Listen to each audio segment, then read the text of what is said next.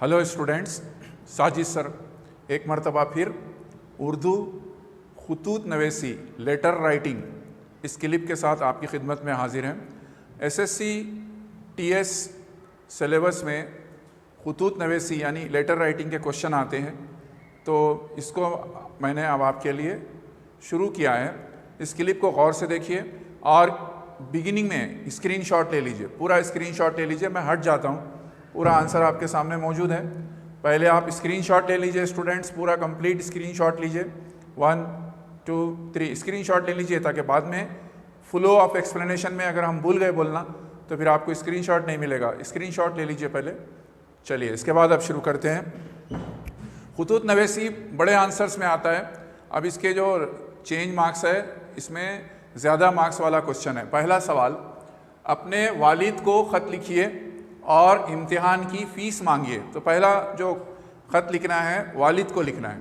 तो एग्ज़ाम्पल से, यानी ख़त पूरा लिखा है मैंने, किस तरीके से ख़त लिखा जाएगा वो भी साथ ही साथ आपको समझाते हुए चलेंगे। शुरू करते हैं। सबसे पहले यहाँ पर सीधे हाथ की तरफ ऊपर टॉप में पेज के आंसर शीट के लिखेंगे वो शहर जहाँ से ख़त लिखा जा रहा है, हैदराबाद, जिसको बोलते हैं सेल्फ एड्रेस। यहाँ पे लिखे हैदराबाद। फिर इसके बाद आएगी तारीख़, कोई भी तारीख़ डाल सकते हैं आप, 20 मार्च 2021 ये तारीख़ यहाँ पे डाल देंगे। इसके बाद वालिद साहब को अगर ख़त लिख रहे हैं तो ग्रीटिंग्स यानी एड्रेस करना, यानी अलक़ाब, उनको मुखातिब करना। तो अब वालिद के लिए जो बड़े लोग होते हैं अपने से, उनके लिए जो इस्तेमाल किया जाता है मुकर्रमी व मोहतरमी, यानी इज़्ज़त दे के बात करना, मुकर्रमी व मोहतरमी वालिद साहब। ये पहला हो गया। इसके बाद एक लाइन का नीचे जाएंगे और लिखेंगे ग्रीटिंग्स यानी सलाम, अस्सलाम वालेकुम। तो पहला स्टेप स्टेशन यानी हैदराबाद जगह मुकाम जहाँ से ख़त लिखा जा रहा। दूसरा एक लाइन नीचे आके डेट यानी तारीख़ 20 मार्च 2021। उसके बाद तीसरा एक लाइन नीचे आके एड्रेसिंग टू द पर्सन, जो पर्सन को लिख रहे हैं, एड्रेसिंग टू द पर्सन यानी जो लिख रहे हैं उनको एड्रेस करना, उनको मुखातिब करना, मुकर्रमी व मोहतरमी वालिद साहब। इसके बाद नंबर 4 ग्रीटिंग्स यानी सलाम कलाम। तो वो क्या हो गया, अस्सलाम वालेकुम। इंग्लिश में लिखे तो यहाँ पे गुड मॉर्निंग ऐसा लिखते हैं। चलिए अब आगे बढ़ेंगे। पहले ये जो सेंटेंस है ये जो है तमाम रिश्तेदारों के लिए ऐसा ही होगा।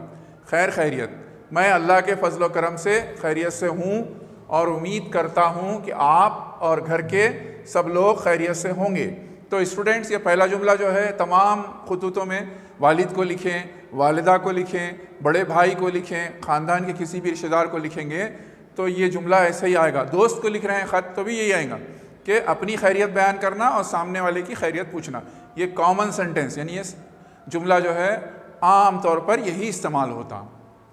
मैं अल्लाह के फजल व करम से खैरियत से हूँ और उम्मीद करता हूँ कि आप और घर के सब लोग खैरियत से होंगे। मेरी पढ़ाई अच्छी चल रही है, क्योंकि इम्तिहान से ताल्लुक़ है। तो अब यहाँ से अपने को जो सवाल के हिसाब से लेटर में ख़त में बनाना पड़ता है मजमून। मेरी पढ़ाई अच्छी चल रही है, इम्तिहान की फ़ीस के लिए 600 रुपये की ज़रूरत है, क्योंकि सवाल में था कि इम्तिहान की फ़ीस मंगाइए। तो 600 रुपये की ज़रूरत है, बराह करम रवाना फरमाएँ। वालिद को एड्रेस कर रहे हैं इज़्ज़त के साथ, बराह करम रवाना फरमाएँ। फिर अपनी टाइम टेबल की ख़त में अपना मुद्दा तो बयान कर दिया। अब ख़त में दूसरी चीज़ें जो बेटा अपने बाप से बयान करेगा, मैं रोज़ाना पाबंदी से नमाज़ पढ़ता हूँ और आपकी तमाम हिदायतों की पाबंदी कर रहा हूँ। वालिद को फ़िक्र रहती तो वो हिदायतें देता है। हर बच्चे को वालिद हिदायतें देता है, देखो बेटे सुबह जल्दी उठो, वर्जिश करो, खेलो कूदो और अच्छा पढ़ो। तो ये तमाम चीज़ें उसमें आ जाएंगे। मैं रोज़ाना पाबंदी से नमाज़ पढ़ता हूँ और आपकी तमाम हिदायतों की पाबंदी कर रहा हूँ। अम्मी की याद आती है, क्योंकि वालिद से बात कर रहे हैं, तमाम रिश्तेदारों के बारे में बात की जाएगी। अम्मी की याद आती है, मेरी तरफ से सबको सलाम बोलिए, अब इजाज़त दें। यहाँ तक ये मजमून हो गया ख़त का। इसमें थोड़ी बहुत तब्दीली स्टूडेंट आप कर सकते हैं। आप अपनी जितनी आपको ज़बानदानी है, जितना आपको लैंग्वेज पे कंट्रोल है, उतना कर सकते हैं। अम्मी की याद आती है, भाई बहन को भी सलाम बोलिए, इस तरीके से आगे पीछे ऐड कर सकते हैं, कम ज़्यादा। लेकिन जो मुद्दा है सवाल का वो आना। मुद्दा क्या है, इम्तिहान की फ़ीस के लिए 600 रुपये की ज़रूरत है, बराह करम रवाना फरमाएं। ये सेंटेंस नहीं आया, आप 10,000 लाइन लिख लिए तो फ़ायदा नहीं होगा, क्योंकि सवाल का जवाब नहीं आया। तो ये चीज़ का ख्याल रखना कि सवाल में क्या पूछा जा रहा है वो जवाब में ज़रूर बिलज़रूर आना। और बहुत लंबा नहीं करना लेटर को, 3 4 5 लाइन में रखना। बॉडी ऑफ द लेटर यानी जो ख़त का मजमून है वो।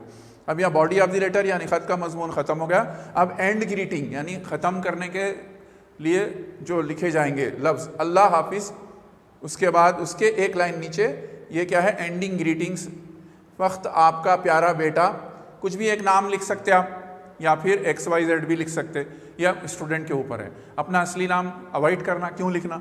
वक्त आपका प्यारा बेटा आदिल।